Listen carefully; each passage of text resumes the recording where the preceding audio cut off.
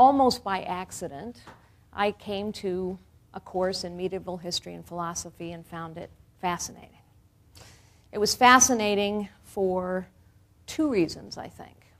One is because it was interesting to me even then, what happens, how does it happen, that people who are enlightened and optimistic and focused on the future lose all of that and go into a period of darkness and fear?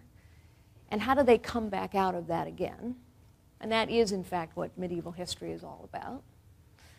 But I also learned something about dealing with overwhelming amounts of information. Now, you know, this was quite a long time ago. Just to date myself, I graduated in 1976. I'm a grandmother, you know, just so you get the picture here. And someone asked me, actually, were there women's organizations here at Stanford when I was here? And I said, honestly, I don't know. We didn't think about it that way. But one of the things that I learned in this medieval history course was we had to read a work of philosophy every week. Big books. You know, Aquinas, Maimonides.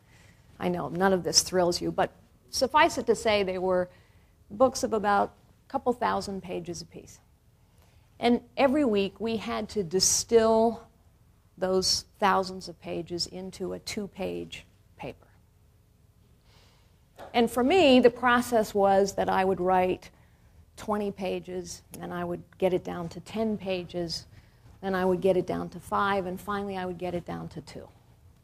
Which for me, I hoped represented sort of the distilled essence of what I had learned and what I had read.